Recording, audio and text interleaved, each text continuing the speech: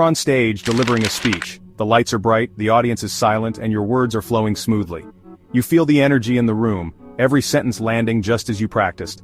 For a moment, you're in complete control, riding a wave of confidence, but then, out of nowhere, your mind goes blank. You lose your train of thought. Out comes, hanging in the air.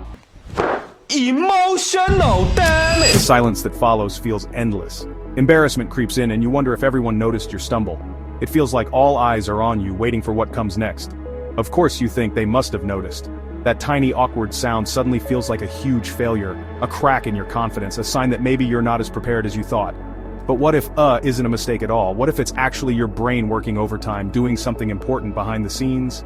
Decades of research show that filler words like and aren't just random noise. They're a sophisticated part of how we communicate, used by people all over the world in every language. When you say your brain is juggling multiple tasks at once, searching for the right word, planning your next sentence, and reading the room for reactions. It's a sign of complex mental processing, not a simple slip-up. That is like a loading screen for your thoughts, not an error message. It's a brief pause while your mind catches up, making sure you say exactly what you mean. It's your brain's way of saying, hold on, I'm working on this, give me a second. Understanding this flips the script. Instead of seeing as a weakness, you can see it as a sign of your brain's incredible power to process, adapt, and communicate under pressure. So next time you stumble or pause, remember, you're not failing. You're processing, thinking, and making sure your message is just right. Is proof your mind is in motion, actively working to connect your thoughts to your words. Let's explore why that matters and how embracing these moments can actually make you a better communicator. And aren't just English quirks, they're everywhere. In Paris, it's you. In Tokyo, ito. Every language has its own fillers. Even toddlers use them. I want, juice. We're never taught to use fillers, we just do. Presidents, professors, scientists, all use them. Research suggests careful thinkers might use fillers more, searching for the perfect word. Fillers aren't a sign of nervousness or ignorance, they're universal. When a behavior appears in every culture and age, it's not a bad habit, it's fundamental. Fillers help us manage the mental load of speaking. They're not a bug, they're a feature. They're the sound of a mind at work, connecting us all. From toddlers to world leaders, we all use them to bridge the gap between thought and speech. What's really happening in our brains when we say or in the middle of a sentence?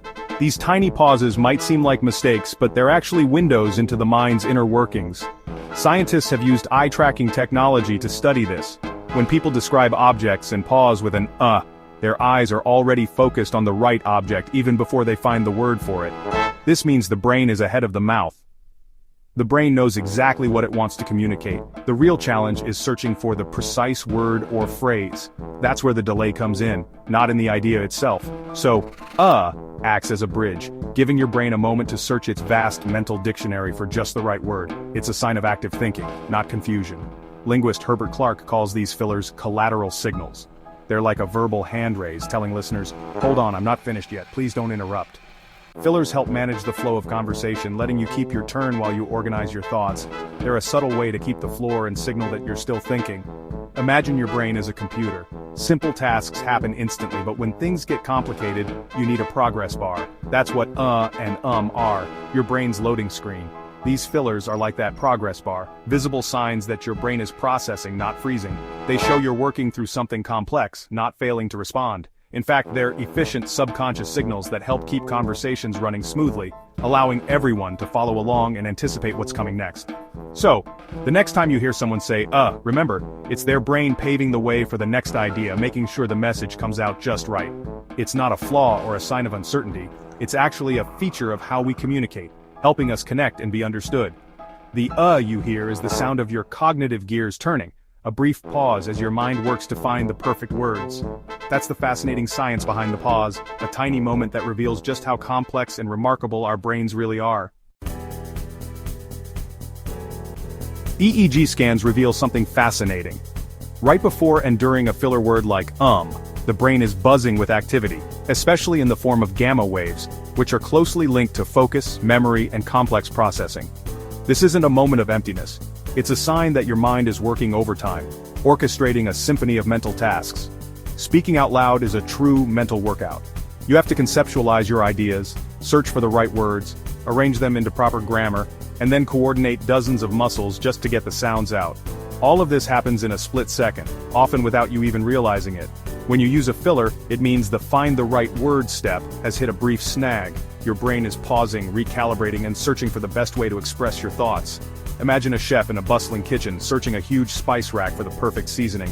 While reaching, they might say, "Just a sec for the, spice." That pause isn't a mistake, it's a moment of careful selection. That or isn't forgetfulness. It's active problem solving in real time. Your brain is sifting through options, weighing meaning, and making sure you say exactly what you intend.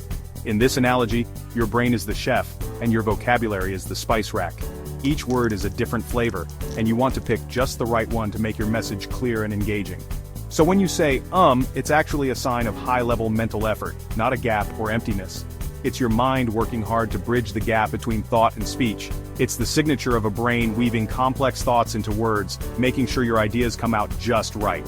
Every pause is a sign of your mind's dedication to clarity.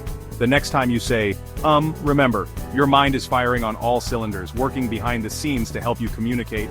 Fillers are like the exhaust of a brain running at full speed. They're a natural byproduct of intense mental activity, not a flaw.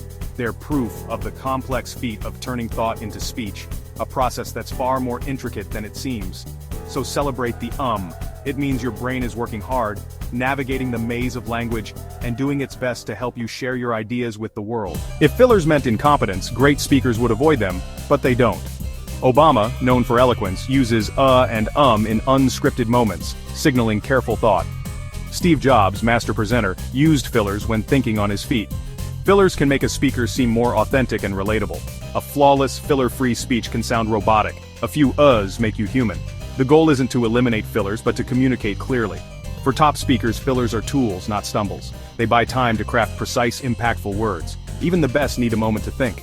Fillers show the complexity of speaking, not a lack of skill. Don't demonize them. Embrace the pause. It's a sign of real, thoughtful communication. Fillers aren't just mental, they're social tools. In conversation, signals you're not done, holding your turn. Studies show listeners are less likely to interrupt after a filler than a silent pause. A filled pause is a clear wait, while silence is ambiguous. Fillers smooth out turn-taking, preventing awkward interruptions. But moderation matters. Too many fillers can hurt credibility, especially in formal settings. A few oohs make you sound thoughtful, too many, uncertain. Context is key. What works in casual chat may distract in a boardroom. Ultimately, fillers are a healthy sign of a thinking mind. They connect us, manage conversation, and reveal our humanity.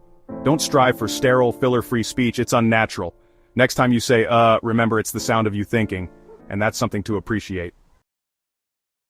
$672,000. All in? Each. Each. $672,000 each. Yes! Hell yeah! Hey, come on, baby! Yes! Come on!